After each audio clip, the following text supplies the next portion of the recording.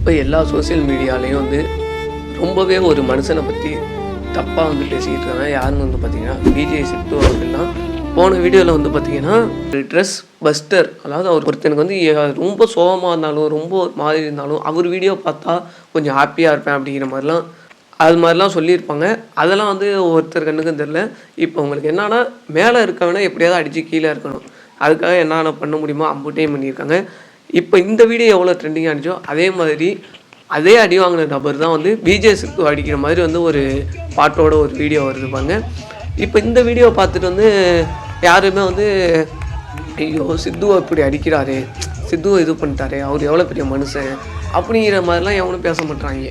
எல்லாத்துக்கும் அந்த ஒரு வீடியோ ஒட்டி தான் ஒரு என்ன சொல்கிறது ஒரு கடுப்பாகிற மாதிரியும் இரிட்டேட் ஆகுற மாதிரியும் இருக்குங்கிறாங்களே தவிர இது மாதிரியான வீடியோஸ் எல்லாம் வந்து உங்கள் கண்ணுக்கு தெரியாது.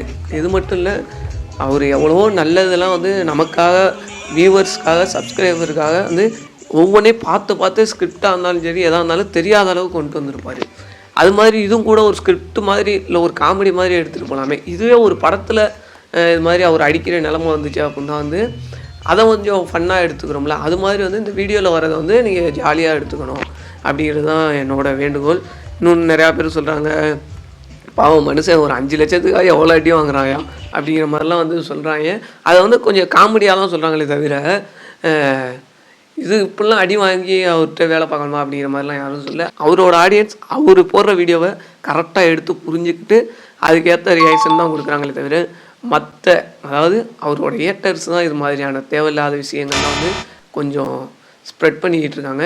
அதெல்லாம் குறைச்சிக்கிட்டாங்கன்னா நல்லாயிருக்கும். உண்மையாக சொல்லணுன்னா விஜய் சித்து ஃபேன்ஸ் இருக்கவங்களாம் வந்து கமெண்டில் சொல்லுங்கள், அவர் பண்ணது தப்பாக சரியா, சரின்னு நினைக்கிறவங்களாம் ஒரு கமெண்ட்டை போட்டு விட்டு போங்க. என் சேனலை வந்து நீங்கள் லைக் பண்ண வேணாம், சப்ஸ்கிரைப் பண்ண வேணாம், அவர் மேலே எந்த அளவுக்கு பாசத்தோடு இருக்கீங்க அப்படிங்கிறத வந்து கமெண்டில் சொல்லுங்கள். ஓகே, அடுத்த ஒரு வீடியோவில் பார்க்கலாம்.